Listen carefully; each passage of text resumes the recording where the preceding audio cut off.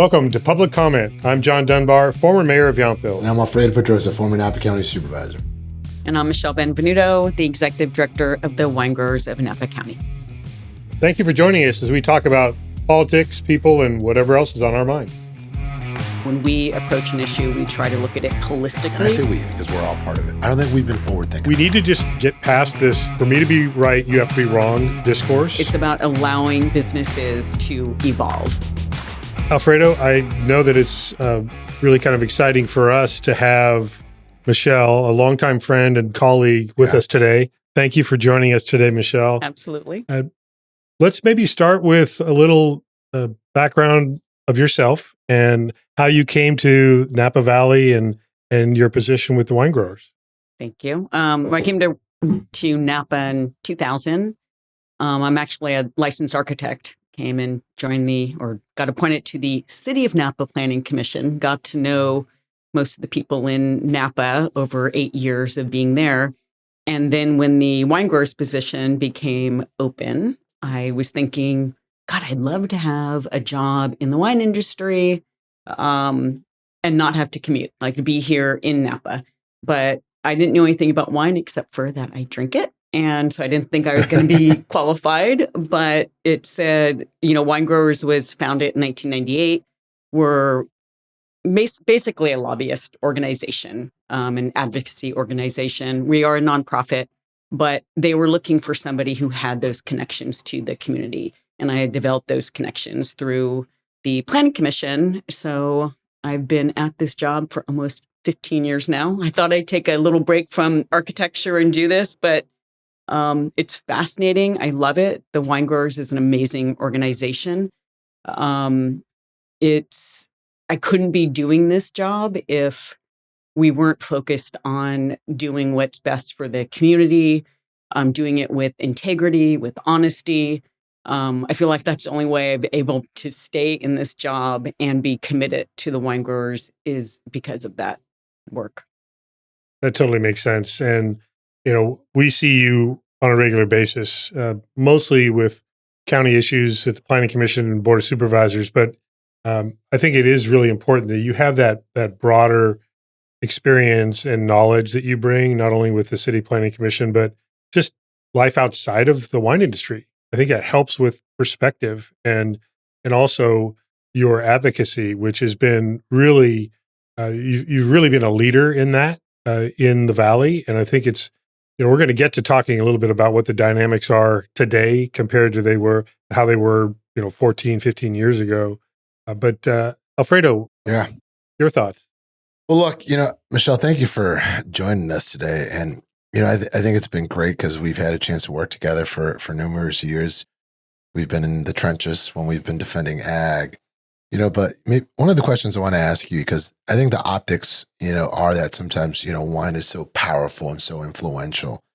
And I don't think people know how it works, right? And I think it'd be great for you to kind of talk about, you've been doing this for 15 years. How has it changed? And how do you work with elected officials? Right? Because a lot of it is you have to build relationships, those that you agree with and those that you don't agree with. So how has that changed and how has that been for you? And I'm not going to ask you who your favorite supervisor was. Oh, well, it used to be this guy, Alfredo.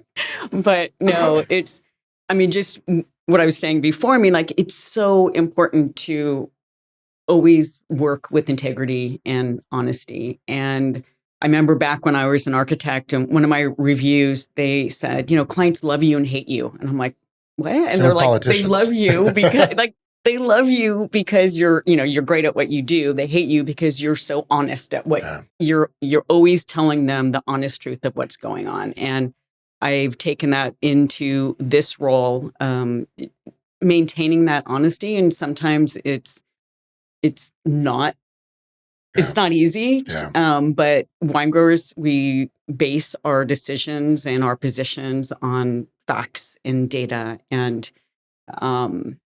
it's easy to take the emotion out of that because it's facts and data.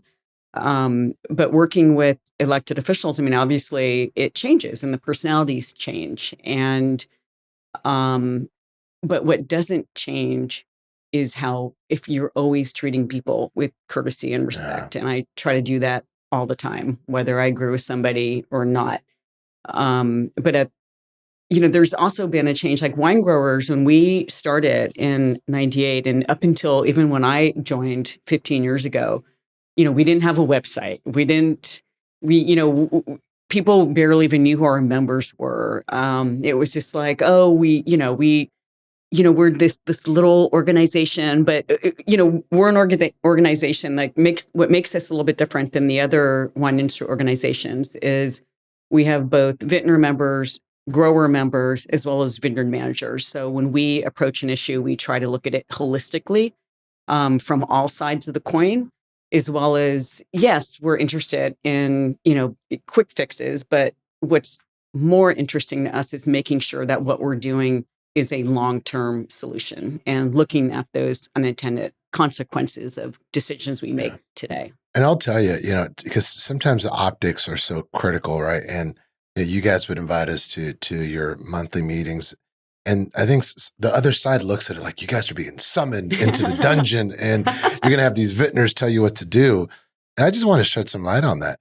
The way I interpreted that was you had vintners that wanted to share their concerns.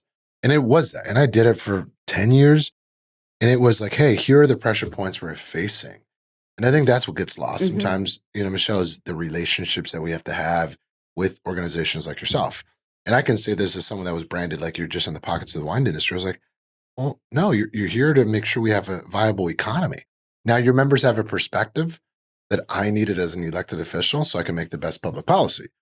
And that was our relationship, right?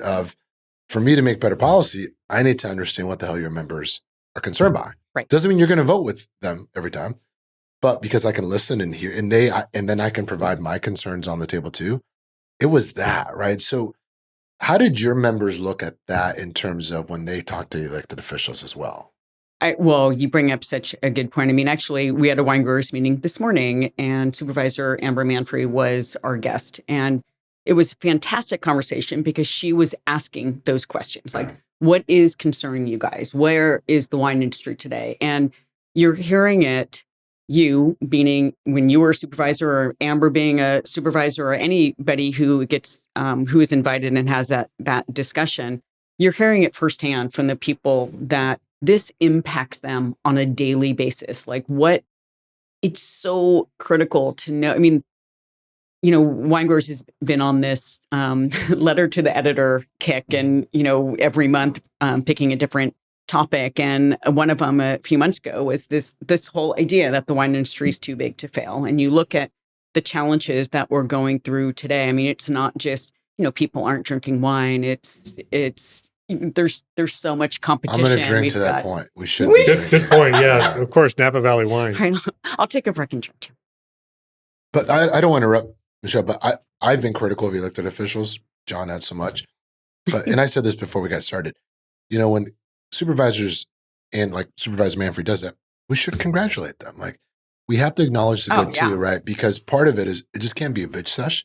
I happen to think they do things wrong sometimes, but when they do good, we have to acknowledge that because that's part of the maturity that I think Napa Valley needs. Is there are things we can disagree on, but when we agree and when people do good, positive acknowledge it because that can be a building block to something else as well. So, but it's also important, and I. One of my very good friends, God bless his soul, was Volker Eisler. And Volker and I would... You're going to drink to that. Would not always agree. But we could have very long discussions. And he would school me because we both went to Berkeley and him before me. And he'd be like, how could you think this way coming out of Berkeley? And I'm like, how can you think this way coming out of Berkeley? But it's so important that you can have those discussions. And, I would always learn something from that. Ideally, he also learned something. Don't know if he would ever have admitted that. But it's so important to continue to have those dialogues. And one of my frustrations, and you had mentioned how things have changed, is some activists, like when I say wine growers uses data and fact to make their decisions and take their positions, there's so much untruth out there that people feel if they say it long enough, it becomes truth. And if it's never corrected, then people do start to think it's But was that true. happening before though, Michelle? I just feel like it's been more recent, right? Yeah. In some of the battles that I think were Yeah, I maybe think it's you're right. Like maybe, maybe social like in the media. Well, I last think it's 5 more years. blatant now. I think you're seeing the challenges having benefits, and so they're louder and they're more frequent. Like you say, repetition does not make it truthful, and those things are having impacts on decision makers Yeah. more than they used to, because it was kind of kept in context, I think, in the past. And I wanted to ask you about your perspective on how sustaining agriculture has shifted. And part of it is this dynamic, which is you have outside influences. And what's most irritating to me is these aren't local folks that are taking these extreme advocacy positions. The organizations. The organizations Yeah. are, they're hired advocates, extremists. Biological diversity and water audit are stirring up trouble. You're trying to stop the process from working, whether they have good or bad ideas, whether they're right or wrong. Their intention, one of the goals is to just stop the process. They're in its paralyzing the place. county. Right. And so it's harder to even agree on what sustaining agriculture means and how you get there. But if you do stay with facts and the truth and present that, it should matter. But I'm just curious about your perspective on how you have seen that dynamic shift. And do you think, the truth matters enough, or do we really need to see a more kind of wholesale recorrect on how this process is working? Well, there's a lot to unpack there. I know there is. but- I agree. I got a little on the journey there, It's a little lost, but it's okay. it's a very smart question. Yeah, it's Well, questions. First, let me go back a little bit, like say things are cyclical. So I think when I started 15 years ago, the industry was in a depression. And so it was kind of hard for people to pile on the industry when they were struggling. Because it was hurting. Yes. So then when the industry started to come back, then it's people always like to try to take down the big guy. And so suddenly it's like the industry was strong again. It was like, oh my God, we have to tear him down. We have to tear him down. It'll be interesting to see where we go with where we are today, because obviously the industry is struggling. We've got local regulations that are difficult and unpredictable. But on top of that, we've got state and federal regulations, and also how Napa disseminates those regulations. But that's been difficult. That's something that I didn't struggle with before. Like it was mostly the local regulations, because Napa has some of the most strict regulations in the country. So it's always been, we don't have to really worry about the state and fed because we're going to be stricter than what they say. But don't you think that is exactly the point that we were just talking about, which is outside influences have made that shift? Because you have one organization that is an international advocacy kind of extremist organization. So they bring global issues locally. And then you also have another organization that is really fighting state process locally. Mm-hmm. And so it isn't just about the very strict regulations that we have in the county already that have seemed to address everyone's concerns until this new wave of kind of extreme influences. But I'm tired of talking about these nice organizations, John, because I think we've given them too much of a platform. I think collectively, because we've all been supportive of the industry, one of the questions, I think we should talk about is enough of them. What about us? And what I mean by that, Michelle's like, where do you see this industry going? Right? In terms of where are the opportunities to be sustainable, to kind of the question you were asking, John, of how do we make sure that agriculture continues to thrive? And if we're always playing defense, and I know you and I talked about that, we're not playing offense, right? But here's the deal, going back to the data and facts discussion and Napa's regulations being so strict. I mean, a few years ago, water use has always been an issue. But in the hillsides, Napa County used to allow a half acre foot per acre per year. And I was on the groundwater advisory committee, the GRAC, and the data and science showed that there was it couldn't be supported. Like that couldn't be supported. So Winegrowers is like, well, I mean, this is talk about something that would have a diminishing effect on the development that you could do in the hillsides. This was going to have a huge impact on that. But the data and science couldn't support that remaining. And so we support it going to, you have to prove how much water you have. Well, next thing you know, the activists are like, oh, well, obviously that wasn't a big deal because you guys just went along with it. And we're like, well, no, because the data and science, like we went along with the data and science, and then it starts makes you question. And again, like it's so against everything I believe in, because I'm like, no, I'm all about data, fact, science, like just being honest. But I'm like, should we have pretended like we don't agree just so that they knew it was like, because they thought it was not a big deal. It was a huge deal. But the problem though, Michelle, to your point is you're approaching it, the collective you is approaching it in good faith. Right. Right. With data and science. I think the realization we've all made is the other party is not. And we have to stop kidding ourselves. And it's hard because you want to fundamentally be good. Mm-hmm. You fundamentally want to be honest and expect that person to be the same way. They're fucking not, right? We've been getting our ass kicked, right? And Measure C, we can talk about it. We shouldn't because it just brings up old memories. But we've given concessions every step of the way. And I think it's something you've said, right? So that's why I think what we're plagued with, and I feel like we're having a hard time, and I'm remembering Steve Molds, right? A good mentor of mine is embrace the future. And maybe it's a hard question to answer, maybe you can't, but part of the criticism I think this industry should face is I don't think we've been forward thinking, and I say we because we're all part of it. I don't think we've been forward thinking enough. And I don't know why. And I don't know if it's just there's too many chiefs in the kitchen.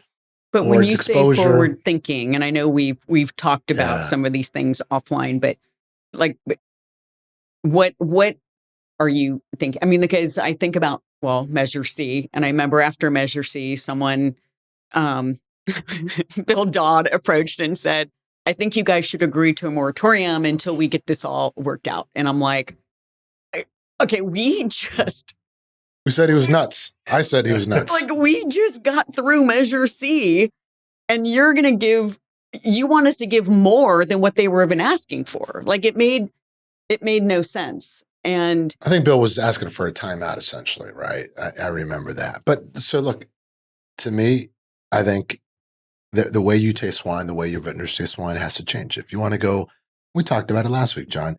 If you want to go have a tasting in the middle of a vineyard in a pergola, why the fuck do we care? You can't today, right? With the regulations. If you want to have visitors by infrastructure, right? Why do we care?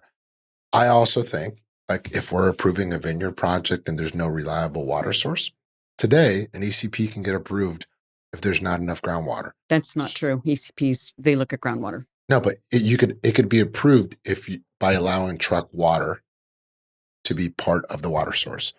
The only reason I know this is because there's one on Hagen Road, I won't mention who, where staff, there is no criteria that says groundwater is your only source. So if you are allowed to truck in water, and I mean that like, hey, I'm a grower. If I don't have enough water, I personally think then it means that property doesn't have the natural resources to supply that use. And that's what I mean. Like, I feel like we're not providing, the industry is not providing the space to have those intellectual conversations. And maybe they're being had. I don't know. I'm out of the game. I just think that what's difficult is what we were just talking about a minute ago is coming to the bargaining table with good faith. Because again, I'm going back to, because it was just such a good example, the hillside water thing. Like, we came with, like, this makes sense. And then it was, oh my God, well, it wasn't a big deal. So you guys should have done more. I mean, if you come to the table and you propose things, then they automatically, meaning the activists, meaning the people who want to squash growth or evolution of the industry, then you're starting with going Well, backwards. well, I wanted to point out something that we just talked about recently in a previous episode, which was the fact that the wine industry is regulated in a very unique way, significantly more than any other industry. Uh, Residential home construction, not the same. Retail, not the same. Any restaurant, other hospitality, nowhere near the same kind of regulations. Mhm. And for decades, the industry has kind of tolerated that because they have been able to navigate narrowly within those. And also, they were successful and didn't need the evolution of their operations or how do you sell wine, how do you market wine. But that's different now. And the rules haven't changed and kept up with those changes. Plus, my opinion is the rules are not fairly enforced. Um, Discretion is being used as a tool to say no because one neighbor complains about a project or Governance by neighborhoods. yeah, and so those dynamics all factor into when the industry recognizes things need to be changed for their own sustainability, then they get used against the industry. And it should be a compliment that it's not, we've talked about the zero sum game about, well, if the industry doesn't sacrifice and doesn't hurt, then they're not giving enough. Just like if it was flipped the other way, it wouldn't be fair to say all environmental interests should be ignored. Neither extreme is correct. So, where do you see the industry being one of the critical the top five leaders in the industry? How do you see this dynamic changing? What's your role? What are the other industry groups' roles in having some influence? Well, get ready to drink Alfredo because general plan. Oh, come on. Thank you. I was getting a little parched. I mean, but it is the general plan. And I feel like supervisors, like everybody's dumping everything onto the general plan. Like all ills are going to be. This really hurts him right now. But at the same, it's like a general plan is a 20 to 30 year plan. Although our last one got short sighted, but I know, we've talked about how things can change for the industry. And I guess one of my big issues is it's not about unlimited growth. It's about It never has been. Exactly. It's about allowing businesses to evolve. The death of any business in any industry is to stand still where you are today. How, if you're doing business exactly the same as you were doing it in 1970, you're probably not in business today because you're probably not surviving. So how do we work within the framework we have to allow wineries to evolve? And again, I just came back from a business meeting a couple weeks ago with a bunch of wine industry leaders from across the state. And to a T, every single one of them, one of the things they're dealing with is the lack of visitation. And it's real. Like we need it. And so I, as you know, sit through every planning commission meeting. When I see, like last couple of years, like the commission, like chopping down visitation to 10 visitors a day. And I'm like, arbitrarily. How does anybody survive on 10 visitors a day? Aside the fact that, as one of my members said, so at 11 a.m., if you've seen 10 visitors, you have to put a close sign out. Like what other business has to close when they've seen X amount of visitors in one day? I mean, even if it was 10 visitors at any given time, even, allow people to work within that. Like, then if they want to see 10 visitors every 30 minutes, or if they want to see 10 visitors and keep them for 2 to 3 hours, like at least something like that allows somebody to work within their. So I agree with you, right? And we've talked about that, and we're responsible because we were part of government when we could have instituted these changes, but we didn't.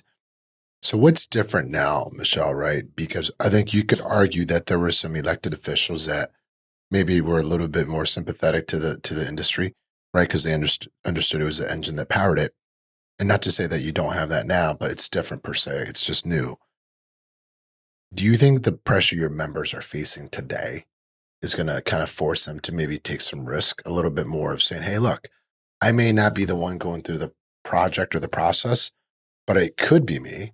So is that a little bit of a motivation to kind of stand up and be a little bit more vocal? I think so, but I think the changes that would really be beneficial to the industry are going to require an EIR.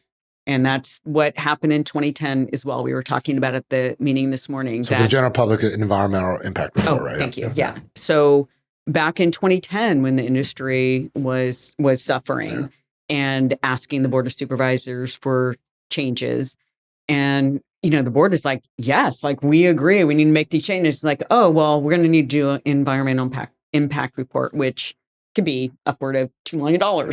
And who's going to pay for that? County's like, well, we're not going to pay for it. Industry, they have the money. Don't let you tell you. Even if the industry were to pay for it, it would backfire because people wouldn't believe it. You're putting your thumb on the scale. Yes, like you can't, it would not go over. Well. So industry, even if they wanted to pay for it, couldn't pay for it.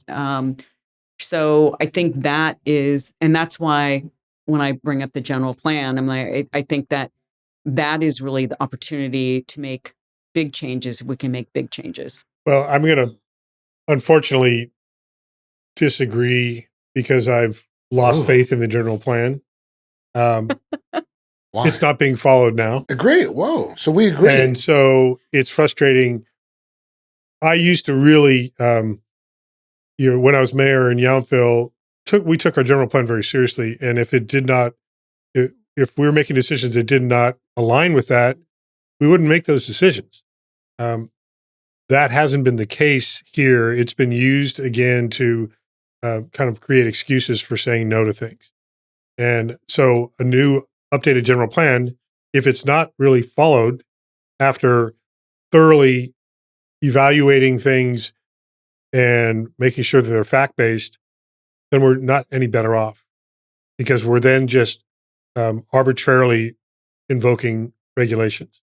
You have I'm sorry, but I just have to agree with you 100% because when you do look at the vineyard projections, the winery growth, like all of that is below what the general plan had anticipated. Right. And to your point, even though we're below all of those projections, people are still fighting saying too much. I mean, you look at vineyard.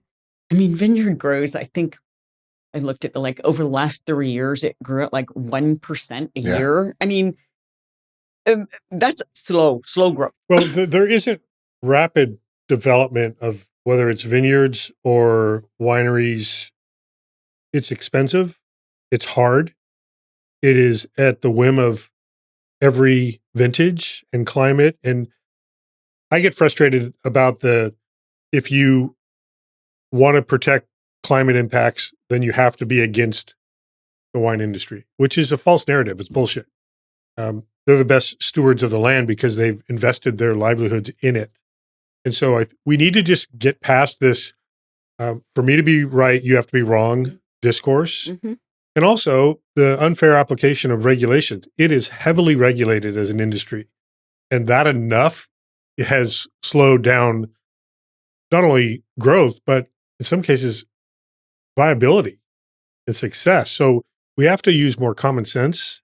And if there was a real problem with violations, I don't believe that data is out there saying erosion control plans are not working. Some people claim water is being overdrawn. If the data says that, then yes, we have to push back where that's happening. But I think some of these accusations are unfounded, mm-hmm. and yet those are still being used to make decisions, mm-hmm. whether it's the current general plan, the future general plan, or county regulations.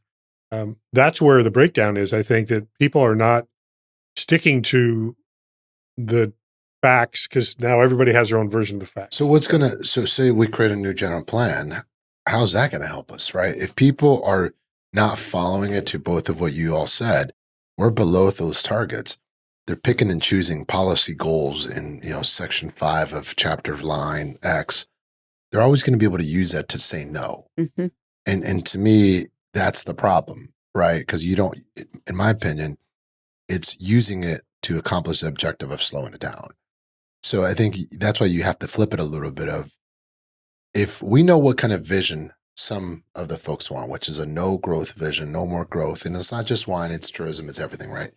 So we know their vision, but I think what we haven't heard is, well, what's the other vision, right? So paint that compelling picture. And I think I was telling you, my son didn't want to do Alps because he said it was boring. I said, okay, you don't want to do that, but then you're going to do something else. Or he's in coding because he wants to create video games. So it's like you have to shift the conversation. And that's where I still am struggling, because I tried to solve this on the 10 years I was up there, and it was fucking hard. Right. Because people's like, hey, I don't want to put a target on my back. Right. Right. I don't want to be canceled, or I don't know if it's possible anymore because it's not family owned anymore as much, right? Before you had the principles. Mm-hmm. I don't know that, Michelle. And I think that's my one regret is like, man, why can't we all sit down and say, hey, what you all have data that none of us have in terms of trend lines, where you're going, what the pressure points are. Why can't we put forward some objectives of where you all want this industry to go? And we're not going to solve it today, so I'm not putting you on the spot, right? No, but it's more the but this platform. is where, when I'm going to take on the general plan thing, what I'm talking about with the general plan is the general plan is going to require an EIR. So that's the time to get changes that we want. That to be able to say yes to the policy stuff. Yes. Got it. Okay. To being able to, maybe look at infrastructure of a winery versus, because if you're going to change, we've got X amount of permits out there that are traffic studies based on, this many people, visiting, and, to wholesale change the way that's done, you've got to do it with it's going to have environmental impact. So you got to do an environmental impact report. I mean, the county can't get away with not doing one. Again, we had a very wine industry favorable board in 2010, and they couldn't get it done because they're going to need an EIR. Someone's going to sue them. So that's the risk. So right? It's like, all right, we're going to do an EIR anyway for the general plan. So let's start, to your point, let's start thinking. And I think, John, you are thinking about some of these things. Like, let's start looking at what ideas we want incorporated into that general plan or the EIR document, so that this doesn't become the excuse of why we can't make those changes. Well, I just don't want to see 2 years go by with the excuse of we need an EIR, and we continue to look back 20 or 30 years at how to do things. And to your point about not having a vision for how things have evolved and how we should be evolving with those conditions, I think that's, some people want that. Some people, that's their version of slow or no growth. Mm-hmm. Just bog it all down with process. Completely. Before we let you go, I do want to kind of shift our focus a little bit, because we won't. You're going to throw a curveball in here, John. Okay. Throw a curveball. What's your favorite part of your job? Or at least one of your favorite. I mean, you wake up in the morning and you look forward to probably not another planning commission, probably not another board of supervisor meeting, but where does the joy really hit you the most? Well, I think it's the people. I mean, I remember my very first Winegrowers meeting, and I was so scared because, like I said, I didn't know much about wine, and I knew that, Winegrowers has some of the icons in the industry, especially back then. It was like the previous generation. And I was like, oh my God, I'm going to be so intimidated. And I got there, and they're all farmers. I mean, they're all farmers. And they were so, people, I mean, just in general, and now, and in, back then and now, everybody I meet, everybody wants to be helpful. Everybody is open. One of the things that I love, and I remember when I took this job at Winegrowers, coming from architecture and project management, I was like, I collaborate. That's just how I work. Like, there's never a project that's successful if it's not about multiple people working together to make that success. Yeah. So if you're looking for somebody to be a lone wolf, I'm not the person. And thankfully, Wine Growers was like, no, we want somebody who is going to work together and play nice in the sandbox. And I mean, that's what I've loved. I love, meeting you guys, meeting new people. I mean, it's funny because I'm not really that outgoing, but I love that part of my job. Well, that's what we've talked about, wanting to really protect and preserve is the human element of the industry, because it has made the Napa Valley so special. Mm-hmm. And so we feel like there are some situations that have made it harder on people. We want to try to make it a little easier on people. Now, I'm not going to throw you a curveball. I just want to say thank you for your years of partnership. It was fun. We got a lot done. This industry is worth defending. And I think you know that. The only thing I would ask of you is, don't apologize for the success this industry has had. And we got to make sure that we're defining them just as they tried to define ag. Because Napa is privileged to have this industry here. Absolutely. And I think this general plan, I like how you framed it, right? Of how the EIR can be a platform to get done what I think this industry needs. But then everyone has to step up to make that happen. So, well, there's always a good excuse to toast with great Napa Valley wine. But again, thank you for coming to share your afternoon with us, and look forward to seeing you at one of many meetings in the future. Exactly. Cheers. Thank you. Cheers. Cheers. Cheers. Alfredo, what are your thoughts about our conversation with Michelle? Look, I think it was good. She provided us, a bit of a history. She's been at it for 15 years, right? So it was refreshing to remember some of the old fights. But I think what she said, though, John, about, we sometimes want to get things done now. And, she made a great comment of a lot of it's going to be around the environmental impact report. And I know we drink when we say the general plan. EIR should drink the whole bottle because it's that painful. But I think she was right that is going to be the vehicle that allows us to get some of the things done that we want to get done. I really appreciate that she's stayed committed to fighting for the wine industry. And her advocacy really is based in facts and maintaining integrity, which I think is important for all parties. It shouldn't be for us to win, you have to lose. No, but what she said, when I kind of pressed of why aren't we coming up with ideas or solutions, she made the point of, well, it's hard because when you do that, the other side doesn't always do the same. And I think what I can see and what I would clarify on that is, it's hard to go to the table wanting to solve a problem when the other side doesn't want to solve the problem. They want to stay in the state of crisis. And that makes it hard to negotiate when someone doesn't want to negotiate because they don't want things to change. They want it to stay as it is today. Well, that's not realistic. And I think what we're realizing is we're getting ready to go into a boxing match, and we got to get ready to defend agriculture. And it's going to be 12 rounds, so get ready. Cheers. Cheers.